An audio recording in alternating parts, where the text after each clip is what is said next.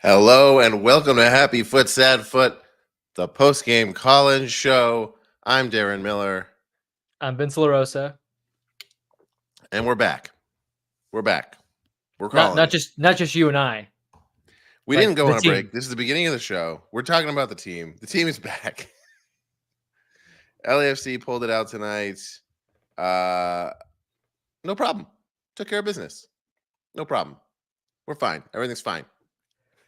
Lot of sweat, a lot of artificial blades of grass covered, and some timely goals. Listen, really, that's the best way you could summarize that game. Let's do it like MLS Season Pass. How much artificial grass was covered? Because that's the only way to measure how good everyone was is how long they ran. They love that stat. They love that stat and that weird heat map chart, which like. Oh yeah, do you mean the Celsius energy drink heat map? Yeah, it's there is some value to heat maps, but the way in which that is like actually shown, it's hard to understand. They do both of those, and maybe a few others. They really do see it like it's very much like. I guess whoever traveled the most distance, it's like a leaderboard. It's just like this was the best player, and then like the heat map, it's just like more dots, bigger dots, more coverage, best player. It's like are the dots, anyone who has no idea anything about the game or about the graph would interpret it that way. I'm trying to think of the Celsius can in my mind, and are the dots like part of their motif? Like I feel like that's what. I don't think so. No. Okay. No. They should. I don't think so. They should literally just start putting heat maps on their cans. They're abstract art. Yeah, heat map of they have Celsius in my office. I drink it.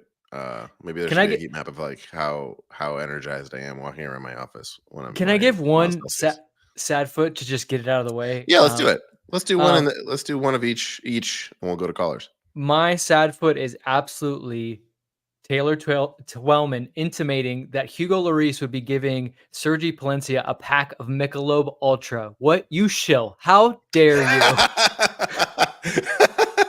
That French man would never.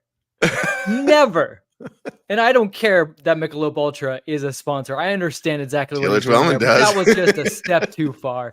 Like for him to give again a French man, a cultured French man, to give a Spanish player from just outside of Barcelona, like of all the things that they could drink, Michelob Ultra. I mean, Messi's in the commercial. The shame is gone. Yeah, well, at least Messi got paid. Twellman better got paid for that. He's getting paid, I'm sure. Sure. They're all getting paid. I hope. I mean, you hope. Giving Palencia some cash for that play so he could go to RBC Wealth Management. All right, and get his degree from SNHU. I mean, let's get the obvious happy foots out of the way. The callers don't need to be bothered with these. The Bouanga Blasts ×2. Bogusz with another candidate. I mean, we're going to put a highlight reel together for him this season. Another candidate for goal of the season. You know what's funny? It was a slightly different angle. It was more dead on, but Bogusz tried something like that off of a corner and whiffed, and it almost turned into a counterattack the other way. And then he got exactly right. Got his knee over the ball, got the technique exactly right, calibrated, readjusted, got the GPS going, and it was good finish. The goals were important because you get those 2 goals, and that really sets the tenor of the entire game. When you're a team that's been struggling the last 2 matches, you're away from home, but then honestly you get those 2 goals, and you don't really have to have much more quality than that. You just kind of have to gut it out, and that's really what they did. Yeah. I mean, Bogusz, of course, took 1 attempt to calibrate. Bouanga took 10 games, I think. But now they're there. We're there. We got, like you said, it's a game where like someone's going to come up big and clean up the mess, and we had the guys to do it, and they didn't. Just take what you said very eloquently and turn it into something a lot less eloquent, which is sort of my job here. Let's go to callers. That is your exact description.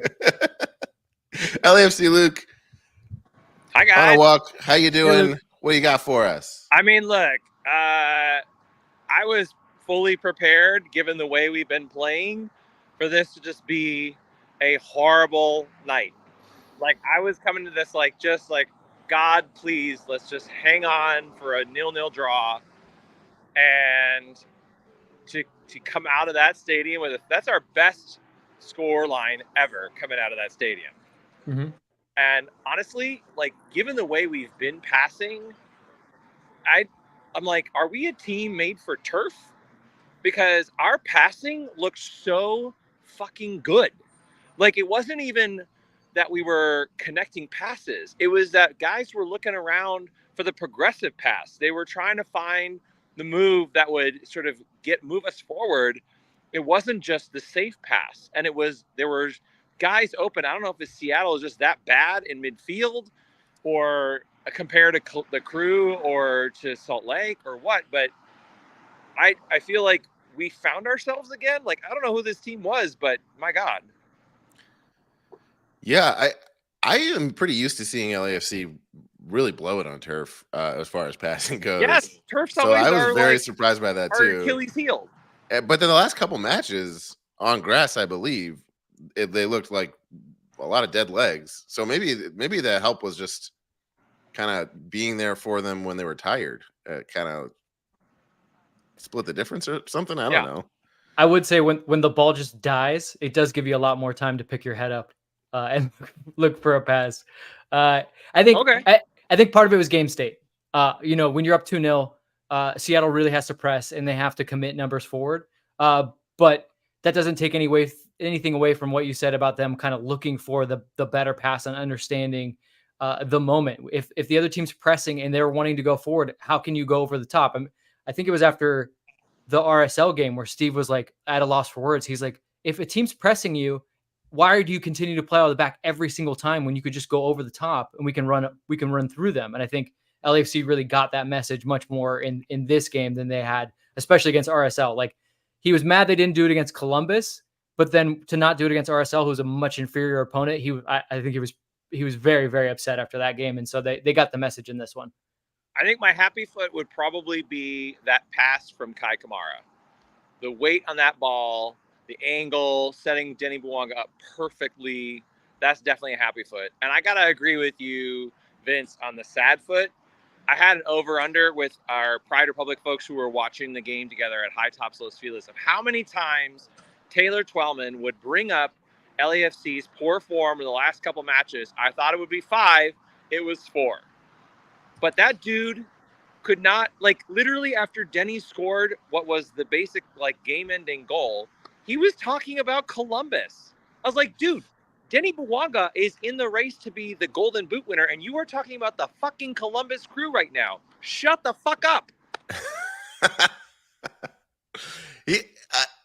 He was doing it with Ilya. It really seems like he's got his little well of things that he wants to say. I will say, I think there's a certain type of analyst that really likes when they have an insight on a team that isn't quite what's like the normal insight on the team. And they like hammer it home too much, where they're like, I actually have a point of view on this team that isn't what other people have. So I'm going to say it 100 times. I think his word choice drives me a little wild too. Like he was describing, like, Atuesta, Ilya, and the LAFC midfield absolutely have had 2 tough games back to back coming into this one.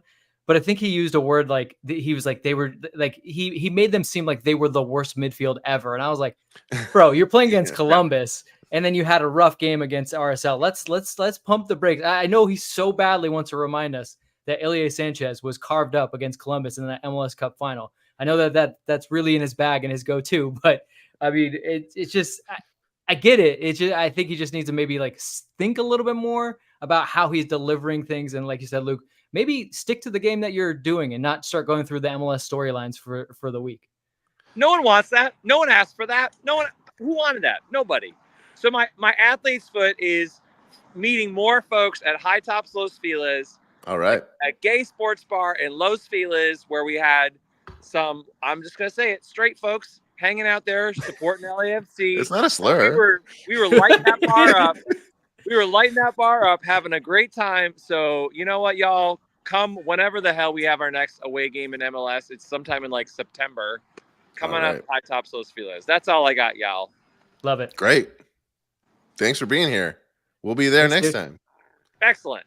All right. LAFC Luke, always a joy. I have to point out, Luke turning the video on after a win. So maybe only willing to be there on video after, but I think maybe it's an away match, so he's just not in the car. Anyway, I feel like we've gone too long in this show without mentioning Hugo Lloris not having to do any work for 90 minutes and then putting in at least one of the best saves I've ever seen of any LAFC goalkeeper. Yeah, I mean, that could be a contender for save of the year. I mean, maybe it won't be because it didn't. In the end, it wouldn't really matter. It would have made it 3-1. But that save going against the grain to get something on it. I love when they go, "Wait, did it hit the post?" What? It was like in the center of the goal. Also rewind to the first half when they're like, "Oh, that definitely hit Chanot's forearm," and then it clearly shows it hit him square in the chest. And it's like, if you don't know, just you don't have to say something. Yeah. But damn, easily the best save of his season. Not that there haven't been plenty great ones. But that was fun to watch. And then Palencia getting in there, saving a goal. Another big save from really smart play. Like defensively, if you're I don't know. I love when commentators say this. If you're a kid watching this game, let me just tell you, what you just saw there, you should do again. But honestly, when your goalkeeper is out, it's really smart defensively to get back to the goal line and become ostensibly an extra goalkeeper. It doesn't always work out, but the times that something like that happens, you're there to clear it off the line. So it's a smart idea. For sure. I'm looking at my notes. I got real excited in my notes at the very end of the match when that happened. But I think up until then, I think up until then, my notes are like blank. Look at it. There's like nothing because there's nothing for the game. Yeah, up until then it was like, okay. But it's nice to. I had to say, I think like maybe my sort of overall happy foot is like, I really like seeing, and I've said this before, but I really like seeing LAFC win and not screw up enough to blow it when they're not playing their best. I prefer that to like they just find. There's matches where they're just find their form and they're as good as they can possibly be, and I want those matches to exist, obviously. But like, of course, they're going to win those matches, and of course, that's going to like great. We did it, great. Let's like put it in the books. But those are not going to be every match, and these are the ones that you don't want to fuck up. So it's after the last two, definitely nice to see this. Right. Should we get to our next caller here? Yeah, he hasn't been on in a long time. I know, not showing his face for a while. You know what? I'll just take a second and see if anybody else wants to join in the chat. I'll open up to be on the Patreon. He has lights on in his room. Like there's good lighting. No longer just Patreon supporters joining us on the show. If you'd like, it's in the chat. Coming to the show now, the heel of the foot, Geoff Tock, decided to join us. I don't know if did we go on a break? Did we break up? I don't know. You haven't been here. It's been nice. I was at a funeral. Oh, okay. We'll keep it real light. A 3-week funeral? Yeah, good. I mean, 3 weeks. I don't. First of all, where's Travis, the guy who actually co-hosts and takes? Oh, I haven't mentioned that. Yes, Travis is still out on international duty. Yeah, international duty. That's what that is. Has Travis gone to more European soccer matches or more LAFC matches this year? What's the over/under on that? You know what I mean? I don't know. Does it count? It might be even. It might be even. But he was on a scouting trip. He's going out there to bring back some players. True. Yeah, he wore his LAFC kit to the European match. So there's no way you can disprove that John Thornton sent him there. Knowing Travis, we would all know if John Thornton sent him there. We'd hear about it. Anyways, so I'm here first and foremost to defend Michelob Ultra. It's a great beer. It's spectacular. 95 calories. I don't know if you guys have tried it. And the other important thing about it is that Hugo Lloris is a cosmopolitan man who enjoys the blending of cultures, right? This is a gentleman who's just defended his French teammates against the horrific, genuinely horrific chance of the Argentinian players. And he's in America. And you know what we do fucking great in America? Low-calorie beers that taste like water. And that's what Michelob Ultra is, because Hugo Lloris is here. He's sharing our culture, and so I don't think it's disrespectful of Taylor Twellman to say he's going to buy Michelob Ultra. Plus, it comes in the tall cans. I always like that. It's easier for my little hands to grip. You know what I mean? Wow, we're learning so much more about you than I think. Yeah, I love a tall can. Oh, it's my favorite thing. Yeah. It's tall, great. Skinny can. Big fan. Tom Bogert is running you up in the chat. Tom, I see you. Yeah, I'm on the show if you want. Tom Bogert was literally watching the show until you started defending Michelob Ultra. I'm out. Thanks. Wow. Thanks, man. We could have had like an actual like real guest for once. This might be my biggest accomplishment: chasing Bogert out immediately. You're really ruining the show. You're really making good on your name here. I still don't know why you guys don't ask him more about the red cards he gets in his soccer league. You know what I mean? Let's break some news on this podcast. Oh, we've been holding on to clips. Go on. Oh no, just from when we interviewed him, he went more in depth into their performance. And we thought it would be fun to clip it out, but we never posted it because there was never really a reason to do that. This podcast is anti-narc. We are not going to narc on our friends who get red cards in their games, playing at the docks or wherever they play out there in New York. We wouldn't do that. We would never do that. Sounds like a guy got a lot of red cards. No, it's not narking to ask him why he got the red. It's always interesting why you got the red. Did you have to do a tactical foul? Did you curse at the ref? I will say this as a man that plays a lot of soccer for has-beens and never was. It's never interesting why you get a red card. And I think there's always a little bit of shame. And I think Tom can back me up on this. You don't want to get a red card because then you have to really understand, like, why did I do that? I'm paying, you're paying to be there and then you get a red card. I'm just saying. I find it interesting because you're getting into pathos. You shouldn't ever get a red card in a rec match, ever. And so if you do it, it comes down to something deep within you that made you do that thing. And that's very interesting. So whatever that would be for Mr. Tom Bogert, who's listening, I find that to be an insightful character finding question. Anyways, let's. Yeah, do you have anything on the game? Any formats for our show that you want to reject and do your own little show inside ours? I'm in the middle of rejecting them, Darren. I'm glad to see Sorry, I didn't notice. It was so light. Speaking of segments, Geoff Tock of the week presented by Geoff Tock is now LAFC's Geoff Tock presented by Geoff Tock, in the sense that everybody is now getting on the Palencia train. That Palencia is playing really, really well. His underdog spirit is being noticed more. He's got the header off the line. He's played really well. You know what I mean? Okay. Electric. Tom Bogert says, "Fuck you guys." Act like you've been there. Man, I got Bogert. I don't care what you say. All right, Doc. Are you changing your Twitter bio as we speak? Yeah. Once called electric by Tom Bogert. Yeah. Anyways, so everybody. So you're saying the LAFC. I encourage. This is very compelling. So I encourage everyone watching to rewind and rewatch Jeff explaining what that was in slow motion, so you can understand it. I'm curious. We've gotten a little bit about like being introspective about the way you play. Is Sergi Palencia the player you identify with most? Oh, Jeff? Easily. Yeah. I feel like it. He's not very good. Very both little chappy and shorter gentlemen. You know what I mean? And then also play pretty smart, and then good at, he hit me in the head again, man. It's weird. We're up 2-0 and I got to roll around for a while. Yeah, good. You could hear that on the broadcast when he screamed, by the way. I was like, did he die? I'll say this. Was that him? To go to a segment, the sound was great. I felt like we heard everything. We heard so many people yelling and cursing. Whoever was on the what are those called? The directional mics? That works. Luke, I don't care what you think. Because I got Bogert, baby. Bogert said I was electric. Okay. All right.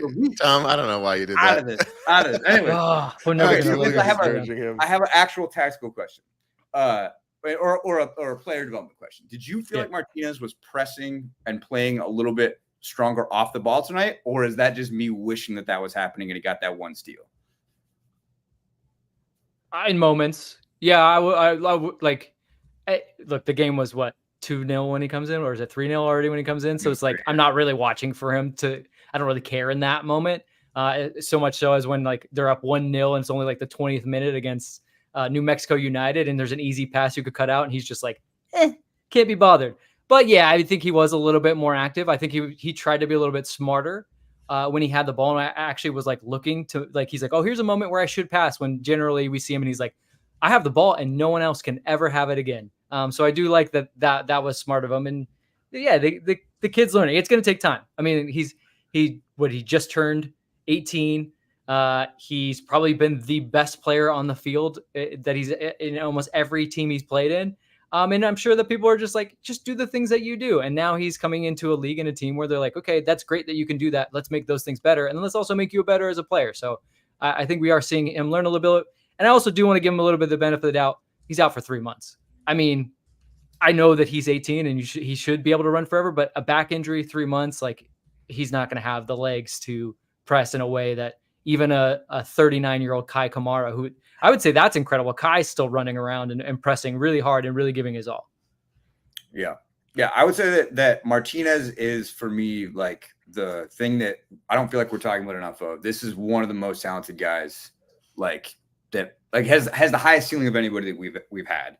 And I thought we'd see more by now. I'm getting a little nervous, but also, am I doing what MLS is doing by hyping up Kevin Sullivan and just like, making this young man, forcing a development that isn't healthy for him? You know what I mean?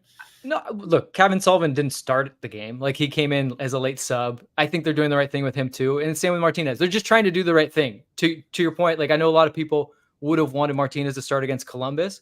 I'm not saying that it would be the exact same score. I don't want to do like revisionist history, but if you think that it's probably still going to be 5-1, then you absolutely don't start Martinez in that game. You're looking to just burn a kid out, and he's not fit to play against a team of that level. Like you do have to be careful. And I would say for Philadelphia, and I think they will, you just don't put him in bad spots. Like you put him in spots where you literally think, okay, this can go, he can actually succeed here. There are moments, regardless of how talented he is, that's absolutely not going to be good for him. And that Columbus game was one of them. So it was smart to keep him out of that. Right. Yeah, it's exciting stuff. Okay, so when Bogert comes on, after you ask him about the red card stuff, which I think we can all agree is very essential and is an electric question, I think we would all say. Ask him if we're going to get anybody else besides Giroud, man. Like this is making me nervous. Normally you have like one weird rumor by now. We got nothing, and I'm. Thanks so much, Jeff, for the tip for what to ask Bogert. It's really helpful. That was that was some Travis energy, man. You feeling his shoes over here? That was dark. Should we ask John Bogert about what's going on in the world of transfers with the transfer window just opening? I feel like you guys are mad that I like Michelob Ultra. That's what it is. You fucking snobby grass beer guys are coming in here and hiding. Grass beer? Is that a thing that people call? I'm gonna grab another grass beer. Hold on. What is grass beer? Like it tastes like grass clippings. Like it's just all hops. It's all. Oh no, I'm not an IPA guy at all. I'll go to like a straight Pilsner, or I don't get me wrong. I'll drink a Coors Banquet. Love it. Love me some of that. But Michelob Ultra, that's where you guys say Coors Banquet. It's fucking slam a Coors Light, dog. Just. I mean, if it's the only thing in the cooler, I'll drink it. But if I love keeping Jeff on because I like learning new things about him. It's fun. I'll tell you what. If you can catch Luke at High Tops, you can catch me at the Foxfire Lounge here on Magnolia. A lot of mornings drinking a Coors Light. A lot of mornings, jeez. That's my office. I don't need to learn everything about you. I note up a script. You know what I mean? So if you ever got a day off there and you want to hang out, Foxfire, come by. It's me and Dan Harmon, weirdly. Always at Foxfire Lounge on Magnolia. Well, I actually starts to make a lot more sense now. I'm piecing a lot more things together here. I would love to do that. I don't ever get a day off. That's not going to happen. So yeah, I am guilty, by the way. Derek can't drink at 9 in the morning. I'm absolutely who you're talking about. Boo! See, this is what I'm saying, man. It's grass beer stuff. I don't do grass beers, man. I'm not. I like all beers. I'm not a snob. This is a beer I like. I like Coors. There's very few beers I don't like. What's a beer you don't like, Dan? Now I gotta think of one. Michelob Ultra. It's not just the beer. I've never had Michelob Ultra. Again, don't get me wrong. It's not just the beer. It's the shilling. Like it's just too much. Yeah. I mean, listen. I'm not. We've been eaten by it, guys. Like they put logos on the jerseys. We can't be like shocked that people are selling during our precious game. You know what I mean? Like. Looks like Tom is here. Jeff, any parting words for us before we bring on someone who's probably not going to just talk about beer the whole time? Or will. Or maybe he will. Tom likes to party. Let him breathe. I shouldn't have told you to ask about the transfer. Talk about his personal life. You know what I mean? Okay. Leave the transfer stuff alone. Yeah. All right, Bogert, you're not on yet, but thank you for calling me electric. It's going to give me months of material. It really is. I hate it. It's going to be able fucking cram it forever. Thanks for joining us. All right, take it easy, fellas. Come back soon. Travis gonna be so excited. Tom Bogert, Tommy Scoops, you're on the show. Thank you for joining us. What's up? How we doing? What's going on? Tom, we're gonna apologize in advance for making you download an extra app on your phone. That would actually piss me off too. Yeah, I get angry at technology pretty easily. So I don't know why it didn't just work for like the link that you sent me. I was like, why do I have to download an app? Whatever. Blame that on StreamYard. That's fair. No, his take about Michelob Ultra is what really got me going. So he's right. Like I want to talk about beer. I hate Michelob Ultra because of the commercials. They think that they're better than us. Wow. Yeah. That's simple. I'm not running a marathon and slamming a Michelob Ultra. I'm gonna get a full-on leaded beer, not this unleaded stuff. You know, I have heard that drinking a beer after a marathon there is some kind of actual benefit to that. Like instant carb rush right after. Study done by the Germans. That's cool. I'm not running a marathon ever. Yeah, that's where I'm stopping. Yeah, why would you? I'll one up you there. I'm not running at all. I'll watch someone run a marathon and drink a lot of beers. Also fair. I've done that. Tom, what is your favorite beer? Miller Lite, Miller High Life. Easy guy. Okay. High Life. I love it. Champagne of beers. Always in a bottle, right? Mm-hmm. Yep. So Tom, we're supposed to ask you real questions. We've been our executive producer Geoff Tock, who doesn't think we're able to conduct an interview, especially with somebody that's a friend of ours. We're supposed to ask you about LAFC's transfer strategy. I mean, if you have anything, you can, or we can just keep talking about beers. He had a real hot take to ask you about transfers. Yeah, like as if we didn't think about that. No, that's fair. Yeah, it's Giroud, and there's a lot of flexibility. I'm very curious to see what Neil McGuinness, the new technical director, brings in. I've really liked Columbus Crew's acquisition strategy, and I know Neil was very integral to that as the chief scout, and obviously poached by LAFC. So I don't have a real answer for you, so that's why I'm filibustering here, because I'm curious to see what LAFC will do with the open room, but I'm not sure. Was the exodus from the Crew, is that just a thing like success and everyone is now getting opportunities to go elsewhere? Or what? That was kind of interesting that like literally, Bez left, Neil left, like everyone's gone. Obviously they're still doing well, but I don't know, it just seemed kind of odd. Yeah, so these were all kind of like promotions, right? Like Bez to a Premier League club and Neil from chief scout to technical director. Like that's like MLS clubs are technically not allowed to stand in your way if it's a promotion on the job title. And that's what those were. Corey Ray, I was very surprised to see him get pushed out of the club. He's currently a consultant with Montreal now. But yeah, again, to the point of McGuinness and Bez, those were promotions. Okay. That makes sense. It was just like one after the other. And that was surprising. I agree with you. I was too. Can I ask you, they've finally announced these new roster rules. Is it clear to you how that might affect LAFC, or is it just the same sort of general flexibility that is helpful? Yeah, I'm not entirely sure which direction they'll go in terms of either 3 DPs and 3 U22s or 2 and 4, because this team has looked at young talent and done it very well with the U22 initiative. And like they have the flexibility now to get another U22 player and then more allocation money, or if they bring in a DP. So I think the flexibility is key, and I think that the strategy is key. I'm very curious to see several teams around the league what they'll do. There are a couple obvious ones, like Atlanta is clearly going to go 3 DPs and 3 U22s, and then clubs that either don't want to spend as much or want to invest more in youth are going to go 2 and 4. So I don't know where LAFC is going to fall here, because they can still invest and spend money via the U22 initiative and spend big transfer fees on younger players. So I'm not entirely sure, but it's definitely a debate about like kind of which could be better. And particularly when you have Danny Bouanga as one of your DPs, that helps with, okay, then we can take more chances on the younger players. Makes sense. What'd you think of the game, Tom? Did you see any of it? Yeah. What'd you watch tonight? Yeah, I had that on one of my screens, and then I kind of turned it off towards the end. I thought it was a good game. Bogert setup.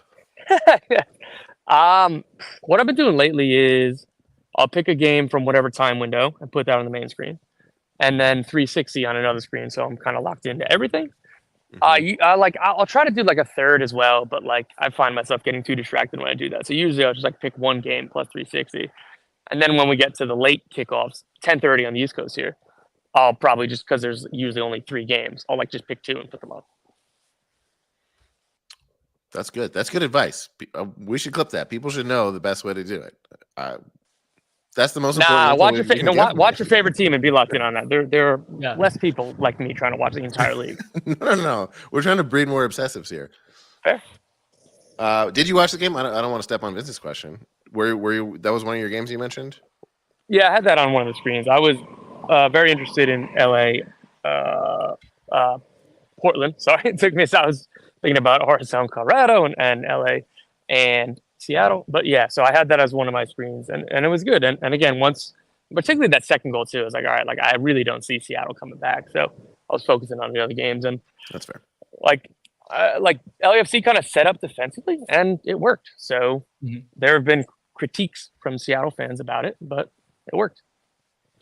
Yeah, them saying on the broadcast, and I mean, I can't see them having much flexibility anyways, but them saying like Seattle's just kind of stand pat. Like if you're a Seattle fan right now, you gotta be pretty bummed. Like this game kind of, we were going into this, I was telling Darren, I was like, look, Seattle has a knack for making these kind of late runs. They're only a couple points out if they were to get these 3 points against LAFC, but now that they lose this game, it's like, okay, maybe they can really get a home playoff game, but I honestly thought maybe they would challenge for like second or third in the conference. Now I'm kind of worried about them. Yeah, I think that's fair, but like I just think that they're a solid team. I don't think that they're in the same tier as LA, Real Salt Lake. I think that they're in that next group that like they can be really, really good on a day, but I don't think that they have enough quality and enough consistency to be in that top tier. So yeah, like maybe they're in that 4 to 7 or 8 range, but like Seattle Sounders are obviously aiming for the top 3 and to be taking it seriously as one of those teams. And because they have a lot of veteran players, that was the expectation this season. It's still been a disappointment. Mm-hmm. Tom, I don't want to keep you too late. What is it, like 4 a.m. there? Nah, just all the games wrapped up. So just a little after 1. This is normal on it. Okay. Well, thank you so much for joining us on the show. This was super fun. Come back anytime, of course. You're always welcome here. We love you. Support. See you Take care, man. There's Tommy Scoops giving us the scoop. That's what you so get. Stopping by. You never know what's going to happen here. When you have cool friends, we have cool friends. They show up. Also, I do love when we do the show, and from time to time, there are people much smarter and much more connected than me, and I love having those people on because then I get to ask some questions and get to delve deeper. So it's great to have someone like Tom on because he's definitely connected in that way. Yeah, that was great. Also, I think we were probably going to get into some transfer stuff on the preview episode, so that helps us with that. Yeah, a little bit. We definitely extracted a lot of info on that one in a short 5 minutes. Just hanging out in the chat for a sec. People in the chat very upset that he called Carson LA. Guys, be cool. Yeah, remember he does some stuff with MLS sometimes. Gotta paychecks, Where do we go from here? Is it time for another caller here? I mean, let's bring him in. He's always good to kind of bring down the tent on the show. I will say this, Darren, it's getting really hot where I'm doing this. So me too. Yeah, we're almost at the end here, I think. Yeah. I would love to turn the AC on at any moment. Perhaps this is the finale. Thank you so much for waiting in the lobby. It is, as you may have guessed, after 3 goals, 2-0 stand. Yeah. If you're not familiar with 2-0 stand, after at some point it Tom was after Bogert? 4 goals. It is now Tom 3 goals. Bogert with the lore? Yeah, I don't Tom know. Bogert is a friend of the Foot. I don't know. Yeah, He may have been wondering why there was a little thumbnail of a guy in the waiting room with nipples just in the camera. No, he knows. He's a friend of the Foot. But maybe he knows. Yeah, the best of us do. I think he's with the lore. What are we doing talking about Welcome soccer? to the show. We won. We should be talking about what do we drink at halftime? Where are we going after? Oh, you're there. Are you at the match? I'm at Where are you Lumen. going after? Yeah, where are you? Look at you. Where's the party in Seattle? Look at you making the trip. I love it. Showing all of Lumen. It's hot here too. With 2 nips. Yeah. To Vince's point, I feel like I never left. It's been hot here. What was the vibe there? Vibes were good. Okay. All right. Vibes were good. We were commenting on how we could hear on the broadcast, we could hear almost everything going on the field. So that must have meant the crowd, not you guys, not the away fans, because I know they stuff you up in the corner far, far away from microphones, but the crowd maybe not as into it as the Seattle players might have wanted them to be.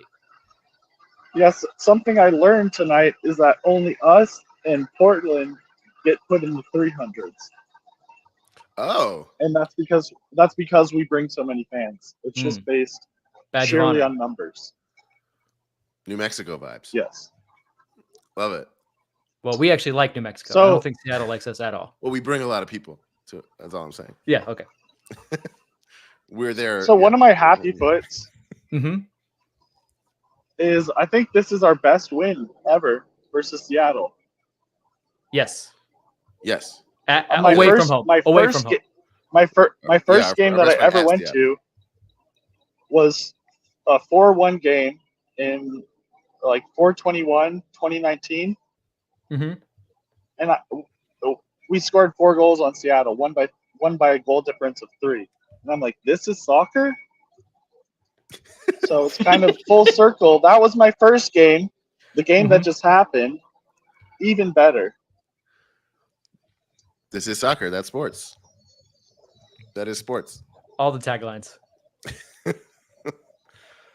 Any sad foots? Anything else? Where's it? I just want to know where you're going after this. Where's the party at? Where is how everybody? walkable is Seattle for you? Oh, I wanted to get into that. Walkable cities. Right? I mean, Are you on a delay due to technology or just like he's more on. internal? He's just loving the result.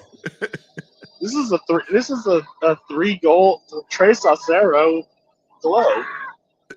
Right. All right. And he's bilingual, Darren. We gotta love the man. 2 nips, 2 languages. He does it all. Anything you want to leave us with before you set off into the Seattle sunset He there? leaves us with his nips. You want to give us You want to predict a walk score? It was good that Travis wasn't here. He would have ruined the whole thing with Tom. How so? You're right. He's too needy. Travis is he would have way just too talked about needy. cut cages. Okay. I think you're somehow hearing some of the clips that we cut. I don't know how they made them to you, but all right. Have fun in Seattle. No, That's but your what were you guys doing? What were you doing letting Jeff talk for so long? Like, you have to hang up on him when he still has a couple salient points left. That's true, but that's kind of. And in defense of Jeff Tock, Jeff Tock didn't have to be the heel of the foot because LAFC was being its own heel. But that's. I love that this is where we're at with. We were our own heel. And you're saying that we kept Jeff Tock on for too long. But that's Travis's thing. We can't steal that from him. Are you in the middle of the street? Yeah, please walk safely. Okay, we're gonna say goodbye now. Oh, please be safe. Have fun in Seattle. That's funny. Speaking of special guests. Speaking of special guests, Travis Helwig heard internally while asleep in deep REM sleep that Tom Bogert was on the show and woke up with a startle. Travis, with his radar going off. I found your Bogert sleep radar. mask. It was on your head the whole time. Yeah, it's right here. It's been there the whole time. I woke up because I just felt someone doing a front flip. I woke up to the whoosh of a front flip. Mm-hmm. It's 7 a.m. here in Copenhagen, Denmark. I'm about to leave for the airport, and I said, I miss my friends, and I'm just so tired from doing all this content. So I have to come home and see you guys, and I'm so happy to be here on the show. And thanks for holding down the fort while I did all this content. Thanks for being here. Do I hear a hint of a Danish accent? You've been there too long. I'm worried. Morgan. Yeah. You sound like the chef from the Sesame Street. I just love with the picturing you Muppets. walking all over the city, trying to find like an LAFC bar. LAFC. It's like, sir, it's 4:30 in the morning. All right. Well, I just saw you were still recording. I have to go to the airport. I'll see you guys soon. I All love right, you. fly safe. Fly Hey, safe. we did it. We did it. We did Good it. luck. We Good luck with did it. CrowdStrike. Okay, bye. Love you. Bye. Wow, Travis is alive. That's good to know. What an You episode. never know. You really never know. Tom Bogert, Travis. I think we did it. Two- I think it's two- time for some AC for both of us. Good old 2 nips. Yeah, I'm gonna crank this bad boy. I'm sweating hardcore under my Bring shirt it on. right now. Yeah, I am too. Yeah, Yeah. I was out in the sun a lot today. So Everyone I'm enjoy not- your all-star break. hey, Wherever yeah, you let's may end on be. that note. A good win to go into the All-Star break with, and the Oh, Leagues absolutely. Cup break. Our next MLS match is not for a while. They're in a good place. Portland was threatening to come back versus Carson. I don't think they did, but we're still in a solid spot going back into things. We'll have a preview episode next week for Leagues Cup. That is going to be fun. We're in a nice spot where I kind of feel like whatever happens, Leagues Cup. I would love to win some hardware, but I don't know. Everything felt so tight last year. Everything felt like we gotta win it, and it's like, okay, I'm just happy with where the team is at, so I'm feeling good tonight. Any other parting words from you, Vince?